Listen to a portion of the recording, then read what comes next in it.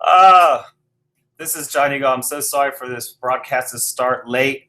One of those things about Google is that there is a delay, and so unfortunately, I was delayed in getting started here today. So I do apologize for that. I'm going to go ahead and jump right in. I'm going to go to my screen share, and that way you won't have to look at my face very long.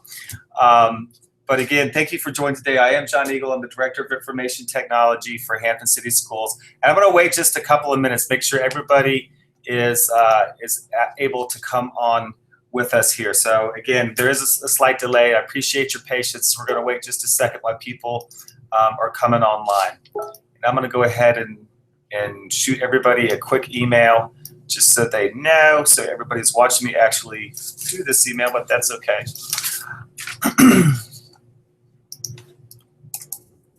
Just started. And again, I do apologize for that delay, but that's okay. Google Hangouts can be a little, again, a little strange, and so hopefully everything is fine now, however. Let's see here.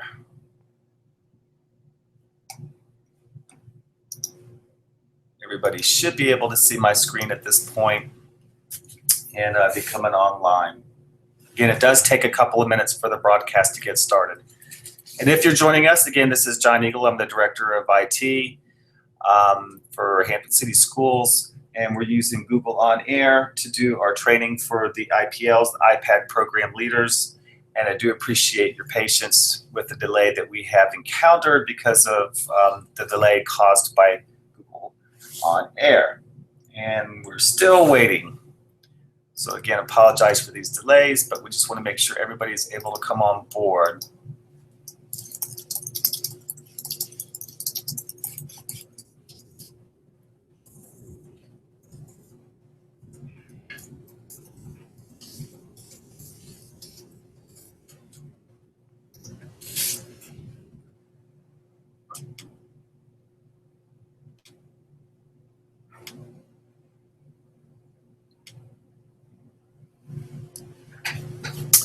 And this is John Eagle, and we're getting ready to start our Google Hangouts on air. Hopefully everybody is actually able to get in now. Broadcast does seem to be playing just fine, so we are going to get started. What I'm going to do to get started is, first of all, I'm just going to explain a little bit about what we're using. Again, it's Google Plus Hangouts feature called On Air. It's the broadcast feature, so basically you can have an unlimited number of people watching the on-air broadcast, and so that's what we're viewing right now. We have the Q&A app also enabled, so you're able to ask questions, and I'm going to actually go through some Q&As in here in just a second, and you will see that pop up on your screen as well. And so there's some other things that you might find interesting. On your screen, you will see the applause feature. It's a thumbs down and thumbs up. I'd recommend go ahead and hitting the thumbs up right now so you can skip the entire beginning of this presentation if you want to later and go, and you'll see what it does. It basically, you'll hear, it's one of those cute Google things. You hear a little bit of applause, and it's a way of just marking the video so that if you go back and watch it later, you'll know that there's something important that you've marked as, that you can watch again later and skip through the rest of the video presentation. Likewise, if there's a boring part or something that you really don't like, you can do the thumbs down and you'll hear the Google audience boo. Rest assured, none of us will hear that, but it is a pretty nice feature. So again, I'm going to go ahead and somebody had asked, of course, how do I start the training? And all you should have to do is hit the play button. Has the video started? It has started now, but again, we had quite a bit of a delay, almost a 10-minute delay, and I do apologize for that. And so again, hopefully everybody is online now. If not, this can actually be watched at any time. You don't have to be online live to do this. It's going to be recorded, so you can go back later and watch it. So again, I got a lot of messages out here about some of the technical difficulties, and I'm just going through that. Let's see. Okay. All right. Almost all the questions have to do with that. Where do we get? Okay. So Shia Bankstow had asked, where do we get the forms for the parents to fill out for the iPads? All the forms except the checklists that you need, the agreement forms and insurance forms, I should say, are being printed now. Those are multi-part forms. You're like a white copy and a yellow copy, and those are being printed and delivered this week. So everyone should have those by close of business Friday. So anybody who's planning on doing distributions next week, you'll be good to go. Now, we're going to go to the one-to-one site. This is the most important thing that you're going to need to know how to do as an IPL is actually just navigate the one-to-one site. I'm actually going to go to the Hampton City Schools website and click on the staff button in the middle of the screen. And then over on the right-hand side is the virtual help desk. I'm hoping that all of you are tech savvy, and so you're very familiar with the virtual help desk because I've been marketing it for quite a while. But if not, it's not a huge deal. But this is it. And on the virtual help desk is everything that our department does and links to all kinds of interesting things, helpful things. But we have one-to-one for staff and one-to-one for parents. I recommend that you actually spend some time looking at the one-to-one for parents and students because it does have, I'm going to go ahead and click on it. It does have information about the policies and insurance that we share with parents. Okay. But for now, we're going to go to one-to-one for staff. And the one-to-one for staff is, again, the site that you will use as an IPL pretty exclusively. This is designed specifically for you for this particular project. So I would even bookmark this, and so you can access it from home or from wherever you're at. And you can follow along with me while you watch this video and look at all the links and so forth. So the home page, the most important thing about this section of the home page, it's always going to contain the time-relevant information. That is, whatever happens to be going on. So right now, it's the beginning of the year, so we have information about distribution. At the end of the year, to have stuff about the end-of-year stuff. So anytime you want to know the most current information about what is going on, again, you can just go to the home page. The most important things that you need to be doing right now is determining when you're going to actually distribute your iPads and when you're going to conduct the parent orientation so that you can get those forms signed and so forth. And you sort of have to work your way backwards to figure out everything that you need to do. And we're going to go through each of these things, but those are the two primary things. And once you've determined that, we do want you to fill out this form. I'm going to go ahead and click it so you can see what it looks like.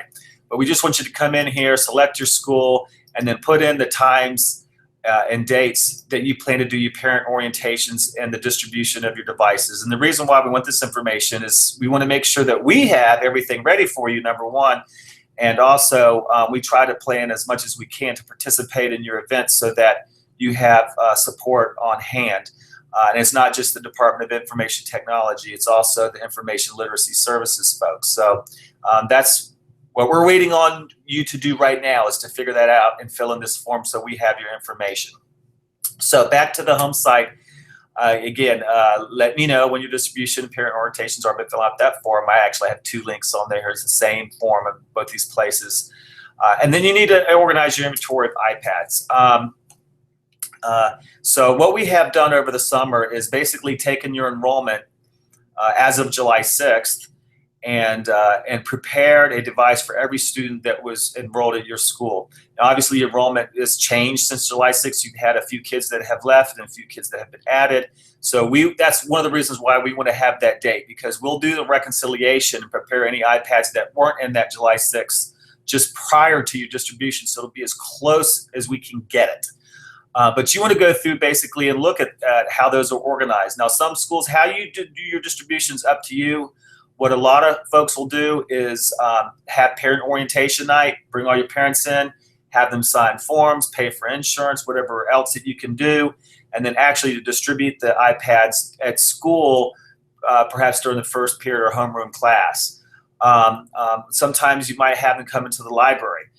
However you decide to do it, again, we're delivering the iPads sorted in alphabetical order. And again, every device is for a specific student. So you pull the iPad out, it's actually going to have a little business card inserted into the cover, and it's going to show who that iPad is for. And it's for that specific student. You can't swap those around. They're specifically configured for a particular student. And so if you don't have an iPad for a student already pre-configured, we're going to need to get you one. And the way to do that is to submit a work order for those additional iPads. And you just include the list of names of the students, and we'll take it from there and deliver those to you. So that's number 3 on here. We do recommend you use some sort of iPad sign-out checklist. And there's an example of that on the Forms and Templates page. I'm actually going to go to the Forms and Templates page now because I want you to see that. If you click over here, these are all the artifacts, if you will, that we have prepared that you can take advantage of. And we didn't pre-print the sign-out checklist, which is down here, because some schools want to customize this to their particular needs and how they're doing it. So it's really just a template for you to use, but you can mass print that and then use it however you want. If you click on this, it'll download it, or excuse me, it'll bring it up in your browser, but you can also click and download this and edit it as a Word document. Okay. Also, sometimes people miss this right here, but we do have a parent orientation presentation. It's developed in Google Slides, which is very easy to use. And if I click on the link there, that'll open that. You can actually file and save your own copy and then customize it for your particular school. So those are just a couple of artifacts. But you can see here we also have, now we're pre-printing the insurance forms, but I have a couple of different versions out here. Some schools said, I'd prefer to have a legal size, to have more space to write claims on and so forth. So you can use these if you want, but we have pre-printed those for you.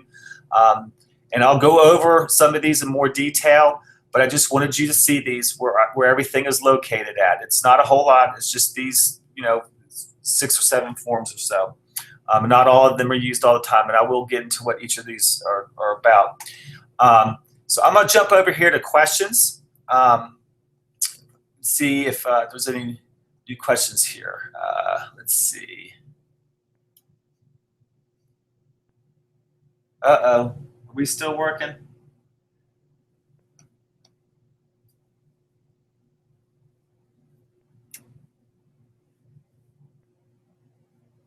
Okay, I'm still showing that we're live. If somebody wants to try and maybe send me another question, we'll try that again. Or it could be that we're having problems with questions. I'm not sure, but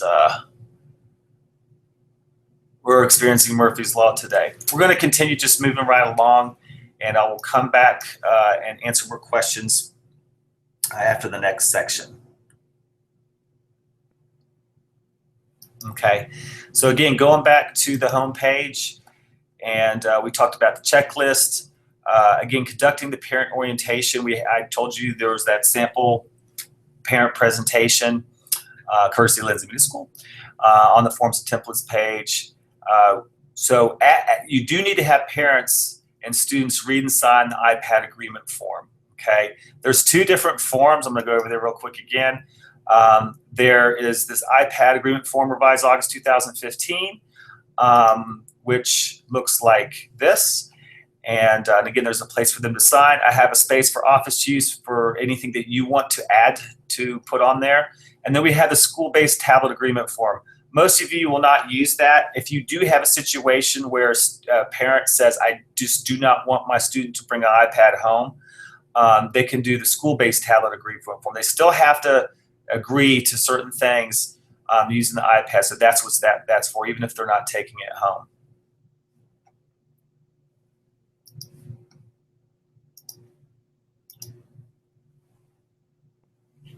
Okay. For some reason, the Q&A app does not seem to be working. So I'm going to see if I can't restart that, and maybe that will help. Like I said, Murphy's Law today. All right, well, going back again for also, there is a place where you can go in and look to see if students owed any fees from last year. Certainly, if they owed hundreds of dollars, for example, if they didn't return an iPad, then they would be in the system as of owing anywhere between $279, $379. And so we don't want to be issuing them another iPad again. So there's instructions for doing that, how to print a list of students at your school that owe fees from previous years. And for any students whom there's not an iPad assigned, again, when you go to submit the work order, Make sure the student's name is entered in PowerSchool already, because if they're not in PowerSchool, then when our tech picks that up, they are actually not going to be able to configure that device. So it's important that they're enrolled in PowerSchool before you submit a work order for them. Again, best practice, be sure to complete the sign out checklist, and then put all those forms in the student's respective cumulative folders. One of the schools also has a really good suggestion. Have the student make an index card with his or her first and last name and grade level on it, and the student takes a picture of the card on the iPad and then makes that the lock screen photo. That's a great tool so that when somebody picks it up, they can verify that it is the correct iPad. You know, kids can do some strange things, some trying to be funny sometimes, swapping things around. So that is great advice. So again, that's sort of the distribution in a nutshell. Obviously, there's a lot of details involved in that in terms of how you will set that up. Some schools have multiple parent nights. You know, elementary schools may only have one or two. You know, what do you do when you just can't get parents to come to school? That can be difficult, and every school has a different strategy for dealing with those kinds of things. And certainly, if you guys want to email me or call me on the phone, I would be glad to go from there. Okay, going back to Q&A here, it does seems like we have had some issues, but everybody's indicating most people are saying we're doing okay now. So hopefully, again, if you want to start asking questions, I will check back on the question page and go there. Okay, one question just came in from Lori Bolt. Says, do we have replacement cords and bricks for those that were damaged or lost? Yes, we do. And in fact, and unfortunately, is coming down to the wire. We're supposed to have those by the end of next week. So for those schools that are distributing next week, we will make provisions to deliver replacement cords and bricks from other locations and from our spare inventory. But we've ordered thousands of cords and bricks to supplement, and so we should have plenty of those. If you are continuing to have a problem, again, I apologize for that. We will send out a notification what we can do to try to get that taken care of next time around. And also, these broadcasts can be watched later. They do not have to be watched live. Okay, moving along. Talk about procedures for new students. So again, things have really changed from last year.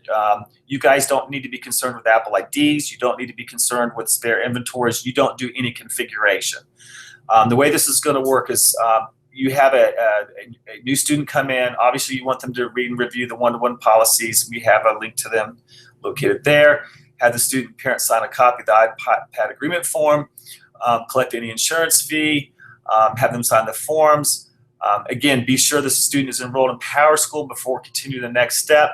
Submit a work order for a new iPad if the student's name is entered in PowerSchool, and then the iPad will be delivered to you as soon as possible by IT. So, you know, we're aiming to have that done in a day, within 24 hours, and so we'll see how that works out. And again, have all those forms filed in the cumulative folder. So that way, if they do transfer to another school, we do have it on file that they already paid for insurance, already signed up for iPad. But you will collect back that iPad, which again is covered under withdrawals if and when the student leaves, or of course at the end of the year. So you can see it's a much simplified process for any new students. And again, we're talking about students who enrolled during the school year. You may have the situation again during your initial distribution, because you have students that are coming and going for the first 10 days until things settle down in the middle of September. Especially if you're planning to do your distribution early, you know that you're going to have some reconciliation to do. That's just normal. So you'll have those onesies and twosies that you have to get taken care of. And again, we'll work with you guys closely to do the best to have that taken care of. All right, I'm going to pause here again and go back over to questions.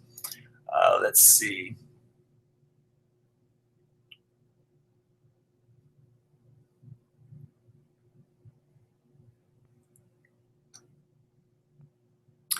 Okay, so one of the questions we're being asked is, where do we get the iPads for the new 5th grade teachers? For new teachers, they can get them at the school, just talking But if you want to email me, we'll make sure that those are delivered sooner rather than later. Just let me know who the new teachers are. But at the school, they could say, or get with our tech and have those distributed. I have that question again too. I have a new teacher on my team. How do I get an iPad for it? Again, same thing. Just you could submit a work order if you wanted to, but you just need to get a hold of your building tech or your building tech leader, or Pat McFadden. Again, there's just get in touch with one of us, and we'll make sure that we'll get that taken care of for you. See, Hillary asks, how do we find out which grade we are assigned to? Actually, and I'm going to restart the Q&A app again because, again, for some reason it's acting up. But you all are not technically assigned grade levels. What we said is assign an IPL per grade level because that's the number of IPLs that we estimated you would need. But you don't have to have one teacher doing this particular group of kids and another teacher doing this group of kids. You can all work as a team and basically distribute the workload however you deem fit. So as far as been assigned a particular grade level, really literally you could do it any way you want. You could do it alphabetically. You could just again work as a team to do them all together. However you want to do that. So I hope that answers that question.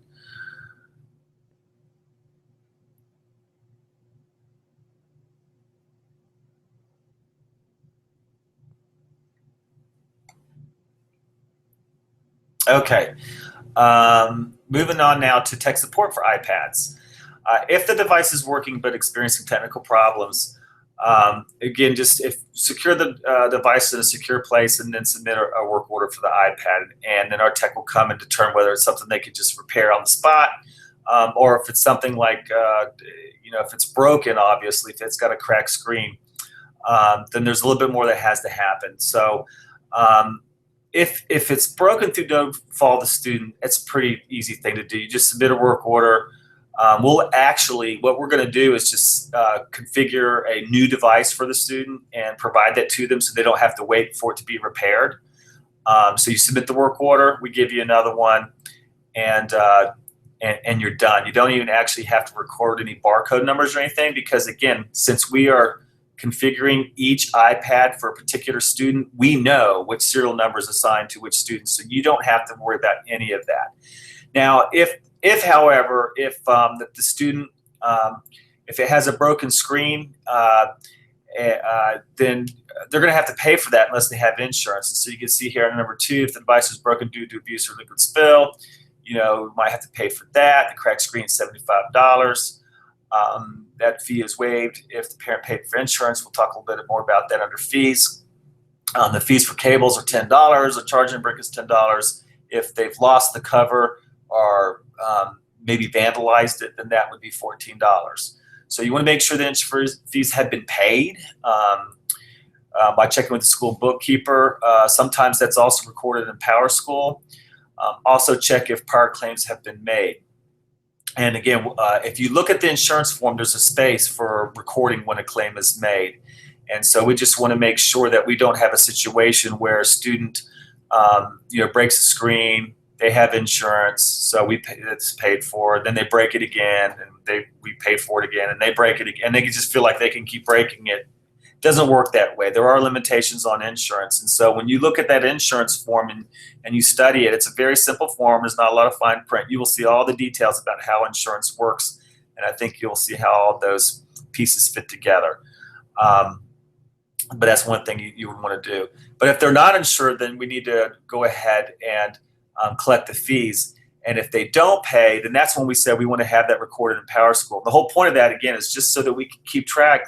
So we don't want a situation where we have students that are continually getting new devices and they're not paying for fees for damage previously. In those situations, the rule of thumb is that we might have to have a situation where you have to have a check-in, check-out process where a student is not allowed to take the iPad device home.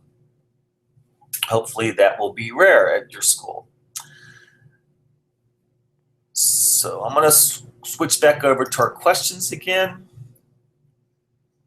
right.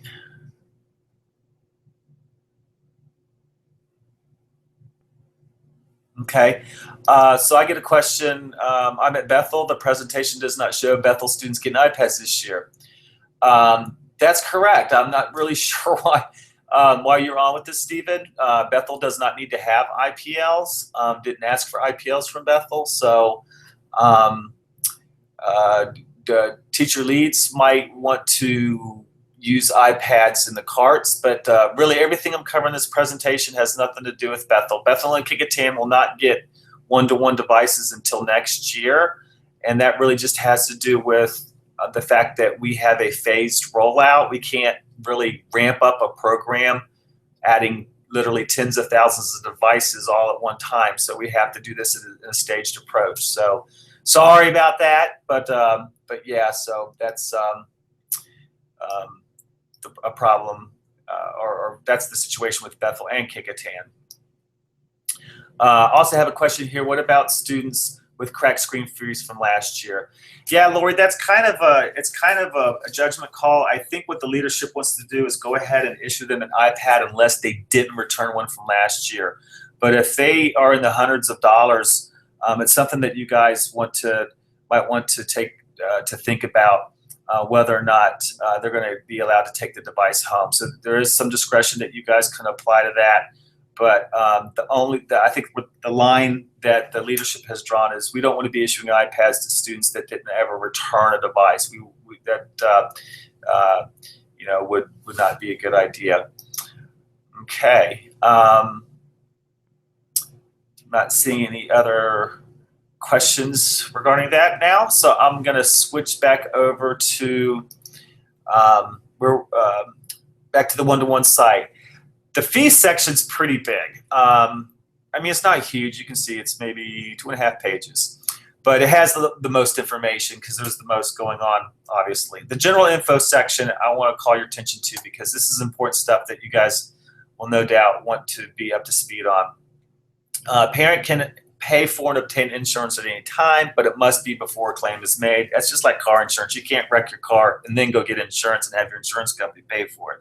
So if they say, well, can I pay later? Say, yeah, but we're going to have to inspect the iPad before it becomes valid. So just kind of keep that in mind. When accepting payment for insurance, again, inspect the iPad to ensure there's no existing damage. Obviously, IPL, some of you might be a school bookkeeper or a school finance officer. That's great.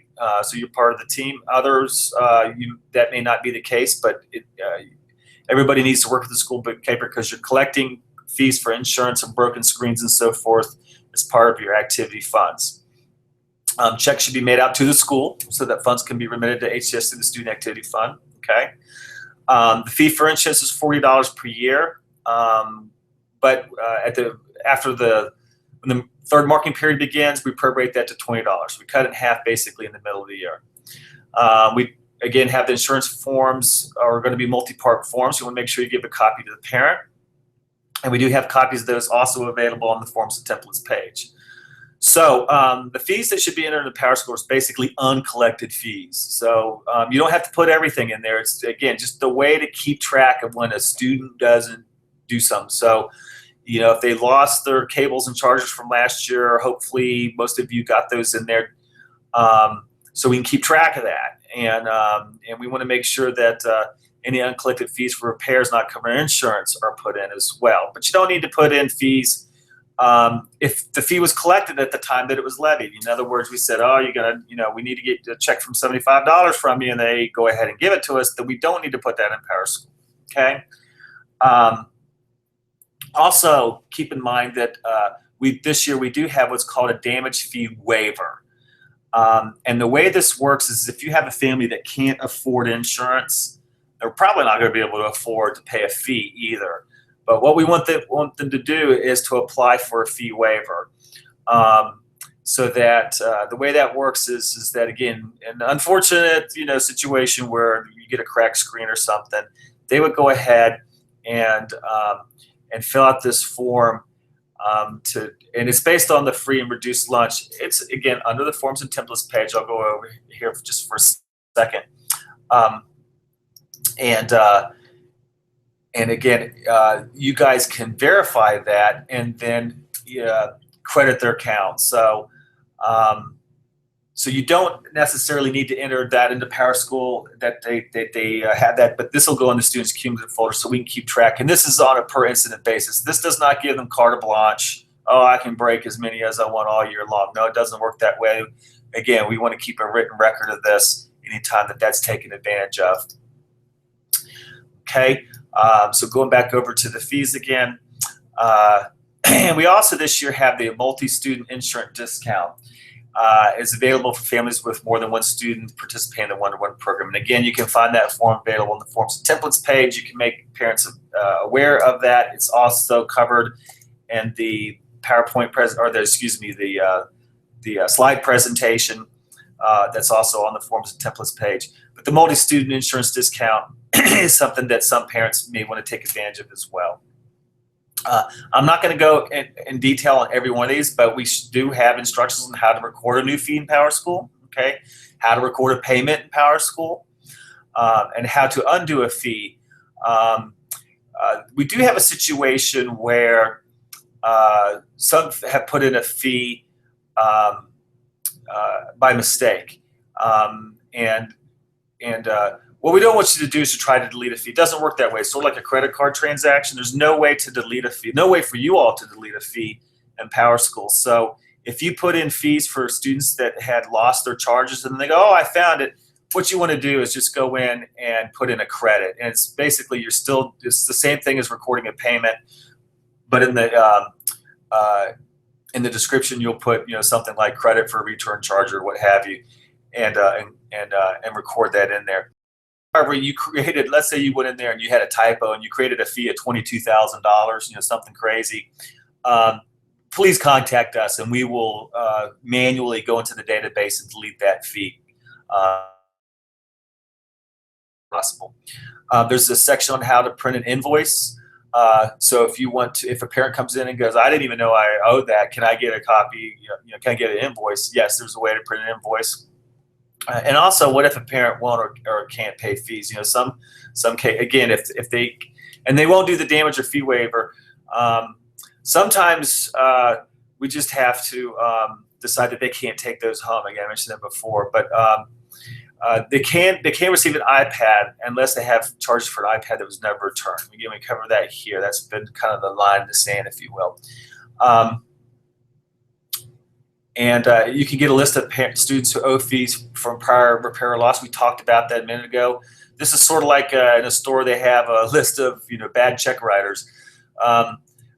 We don't want to do that, but this is a way that you can create a list of students at your school that have fees from prior years, and then you can highlight ones that you go, yeah, I'm sorry, Johnny Smith, he never returned his iPad. And so he was charged this fee. So you may have some parents that are surprised about that, or who act surprised about that thought maybe they could keep them all summer long and that sort of thing. If they do turn those iPads, you want to issue them new iPads. Do not allow them to keep the old iPad because it is not configured correctly, and we do want to get those returned.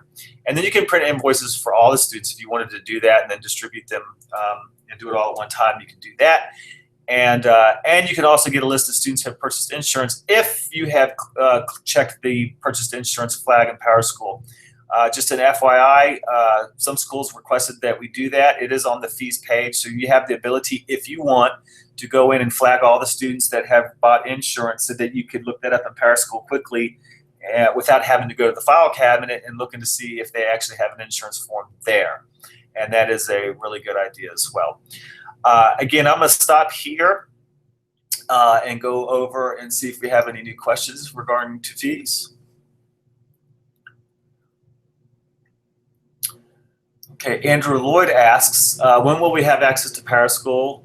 Will we be given access automatically, or do we need to request it? I do know that teachers, the Power Teacher portal is not activated until closer to when school starts. And that has to do with the fact that we don't want teachers creating their grade books when there's so much scheduling changes going on.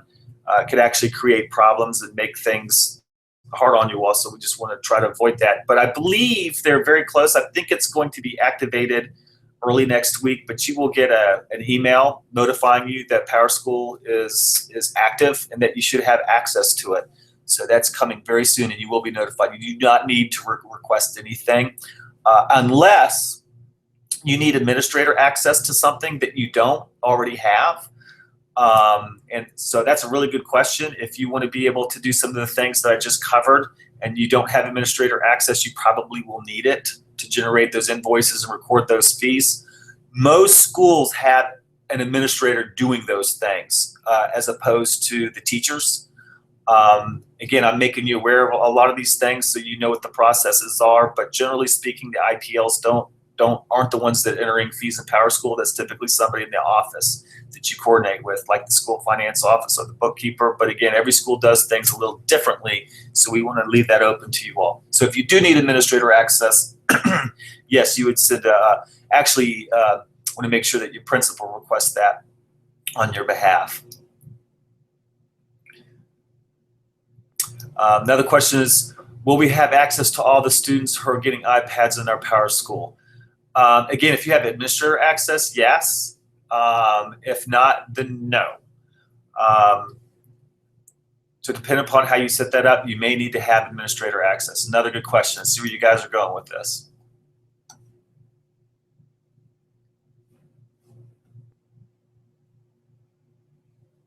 Okay. Moving along, I'm going to go into the missing, lost, or stolen. We're kind of on the home stretch now, actually, believe it or not. Most of the heavy lifting is done at this point. When you have a missing, lost, or stolen device, for one thing, you need to make sure that you impress upon your parents and your students they need to report it as soon as possible. The longer the time lag between when they've lost it and what you need to do, the less likely we're going to be able to locate it. But if it was stolen, obviously we want them to file a police report as well. But you can use this form located here. Anytime a device is missing, stolen, or lost, we want to know about it so that we can see if we can track it. We do have some tools here that allow us to track devices through the internet. It's not as good, or it's not like Find My iPhone. I was being asked about that because last year we had that capability where you could actually pinpoint it to a specific room when they lost it. Unfortunately, Apple can't provide us that tool this year, nor iCloud. But we do have tools to allow us to track it, especially for theft recovery purposes. Again, if it's stolen, we want a police report filed as quickly as possible, assist the police however we can. One thing you should know is that the iPads are registered with Apple via the serial number. So technically these devices are useless to anybody outside of Hampton City Schools. If the device is in California and somebody does a factory reset, it's not going to let them do anything with it except configure it for Hampton City Schools. So hopefully the word will get out on that and we won't have an issue with people trying to steal them because they're absolutely worthless to anybody else outside the division. Now, you do have some discretion. Again, if the device was stolen through no fault of the student, you can skip this part. But insurance does not cover theft or loss at all. However, if if a family's house was broken into and they stole a bunch of stuff, including the student's iPad, we advise principals that they can use their discretion and decide not to collect a fee from that family because that would just add insult to injury. If it's stolen out of a car, I would say, yeah, you should probably get the money, even if the car was broken into, because I tell people a million times a day, don't leave your iPad in your car because that's the number one place where iPads are stolen. But again, you all can use discretion in determining those factors. Once all that is done, again, you collect any kind of fee or get into PowerSchool. If they don't pay it, and request to replace my iPad by submitting a work order, just like you would do if it was broken. Okay. And when it comes to missing stuff, again, nothing is covered. The wall break, the cable, the cover. So just kind of keep that in mind. We obviously want to keep track if we have that situation come up. If a student loses it, we give them another one. They don't pay for the old one. We want to make sure that we're tracking that information so we don't let that get out of hand. All right, with withdrawals, again, it's pretty basic process. It's different from last year, however. We did actually transfer the iPad to the new school this year. I don't think we're going to be doing that. When a student leaves your school for any reason, just collect the device, turn it back into IT, submit a work order to have returned. Um, and and again, when they transfer the cumulative folder to the new school, enroll them in a new school, we'll get them set up there as a new student.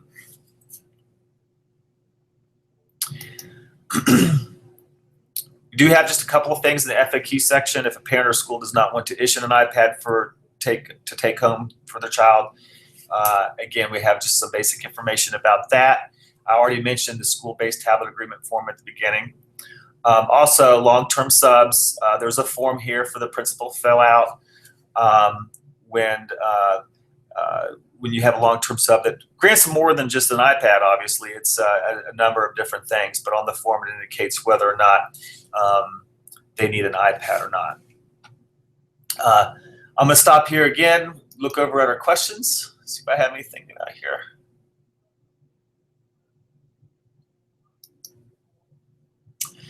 Okay, Lori asks, if they have students at more than one school, how will we know how much to charge for insurance? Well, if you look at the multi-student discount form, they are verifying that they're doing that correctly, and if you have reason to suspect otherwise, I mean, it is sort of the honor system. We're not going to go back and double check on that. But I kind of see what you're saying. Who are they going to actually pay the insurance to, one school or another? That could get a little dicey. What you could do is just communicate that to another school if it's at more than one school that you've got it taken care of, that they paid, and just communicate that to the other school. We'll see how frequently that happens, and if it ends up being a clerical nightmare, we can certainly spend some time tidying that process up.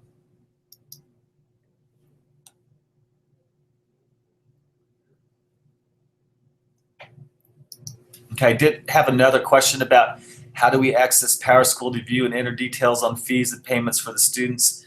And again, that requires administrative access. If you're in fact going to be somebody who's processing that information, then you will need to request that, and I would have your principal do that on your behalf, just making sure, again, that's going to be a role that you're going to be doing, entering fees and so forth.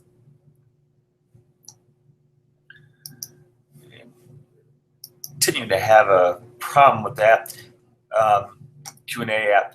It's funny too, because this was working perfectly at the last session, or first session, and so we thought this one would go so much easier. Didn't have tech support standing by for me. I'm gonna swap back over to cover the last couple of things. Student credentials. Again, now you do not need administrative access to do this. There's a way for teachers to do it, but all the students will have usernames and passwords that you can gain access to by following the instructions here.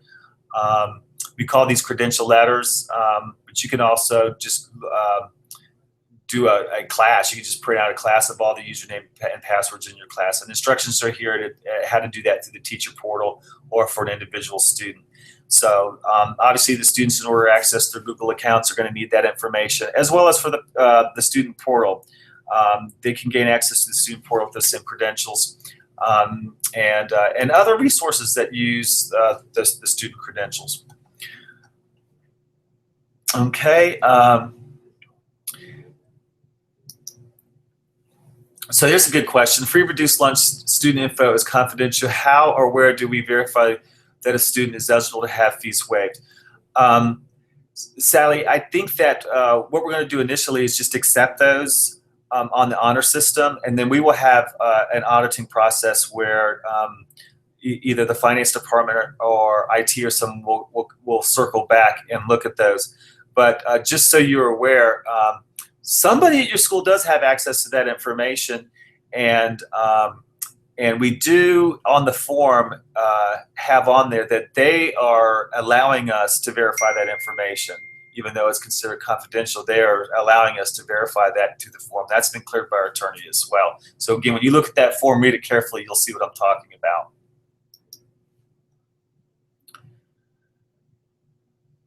Okay, I got the same question from Sherry and Brent Banks. Currently, we don't have a list of those families who have been approved for free and reduced lunch, so how will we be able to verify this for damage fee waiver? Again, I would just accept it on the honor system initially, and then we can certainly circle back and look at that. And if you suspect there's a problem, you could always just check with us. The parent is agreeing to allow that. So I don't think that your principals are going to want to have all of the teachers have access to free and reduced lunch information. I don't think that's a good idea.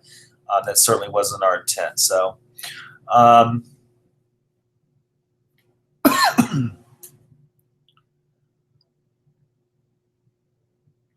Okay, if an iPad is broken through abuse, do they receive a loaner?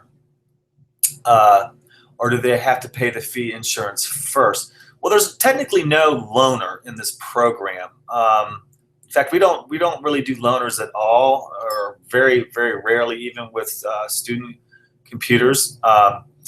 With teacher computers. But so when an iPad's broken, if they did it through abuse, your principal might have to say, you know what, I'm not going to let them take it home. Or if you have a severe case, you may not even be able to issue it to them, just like you would a textbook. You're not going to issue a textbook to a student if they're just going to rip all the pages out of it. That's how we encourage you to look at this. Don't look at it as an electronic device under those situations. Look at it as like any other resource that you would assign to a student and make that determination. Yeah, if they broke it through abuse, we can issue them another. You have to look at the circumstances, but if they're not willing to pay for that damage, then you may not be able to assign them one to take home. Okay. All right.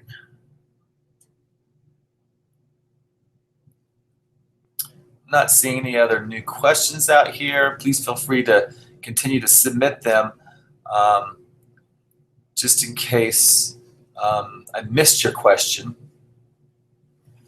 All right. I do have some small things out here, like we have a video on how to use Air Server. We're actually meeting this afternoon to discuss how we're going to provide Air Server to all of you. Hopefully we can do that in the next couple of weeks. And then I just have the end of year procedures from last year, which is not relevant, but if you're curious about that, you can see it. It's going to change, though. All of this is going to change because of the new format that Apple has given us. But that really is kind of it in a nutshell.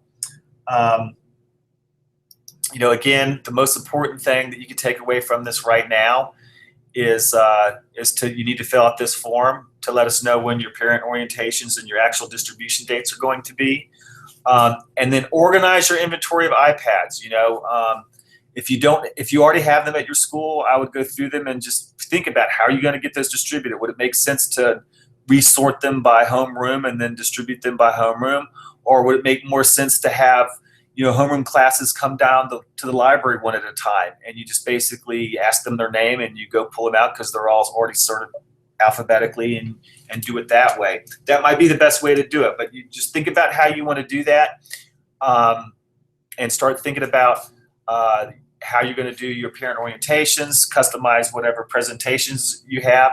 I know some schools do some pretty sophisticated things. They actually, instead of doing a parent orientation where they get up and talk, they just go ahead and make a video and just play it. I think that's pretty effective. We may at some point just have one video that we use for everybody.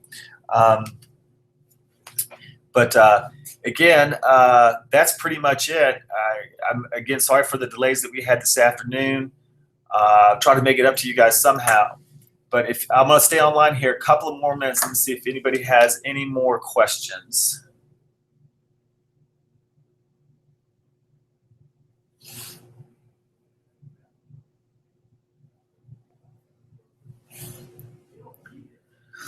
Okay, got a question from Jody. It says, can the parent orientation and the distribution be on the same day? Sure. Some actually do it that way. They do everything at the same time.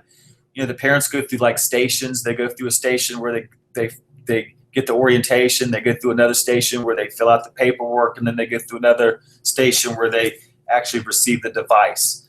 That can work fine. My experience has been is those tend to be the hardest to do. So if you have a small number of kids, that might be better just to get it done and out of the way. But I know middle schools, it just kind of depends really on how you want to do it. But if anybody else wants to comment that, I'll be glad to share it with everybody. But everybody kind of does it a little differently.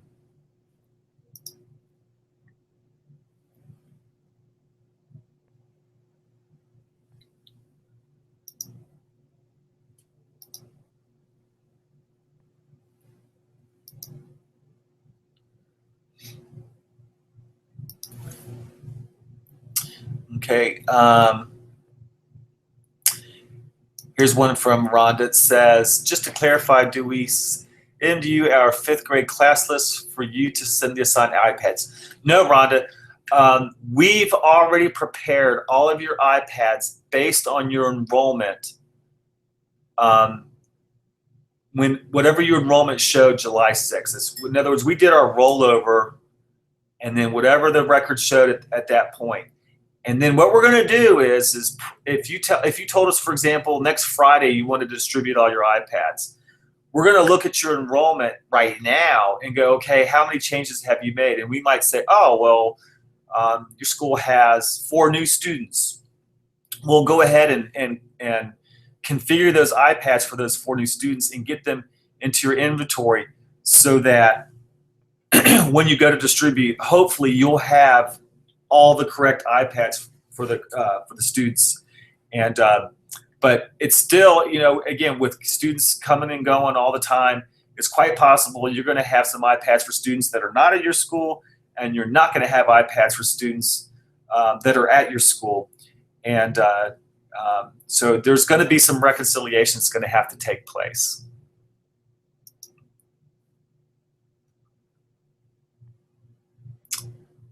Let's see. And Sharon, you were asking, I was a little late getting on because I had a bit of trouble with my computer. Well, actually, we had a little bit of trouble getting this kicked off. That's wasn't you. Is this page directly off of the HCS website main page? No, but I will send you all links where you can watch this again at another time of your choosing, or you can watch the other presentation, which doesn't have quite as many glitches, at least at the beginning. And certainly the Q&A app wasn't giving us fits like this one is. Yeah, it just bombed on me again. I don't know what's wrong with this thing. All right, let's see if there's any other questions.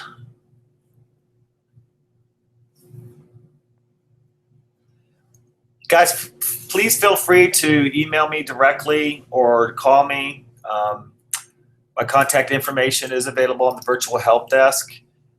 When you go here under the contact screen, contact us. Right here at the top, there's my phone number. That's direct line to my desk. I really don't mind. Although I can be in and out a lot. So if we play a lot of phone tag, we could schedule a phone call where we just say, when is the best time?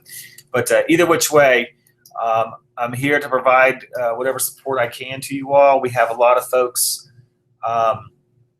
involved in this project from information literacy services and all the building techs as well. So we want to get you off to a good start. Okay, let's see if we have any new questions out here. Okay.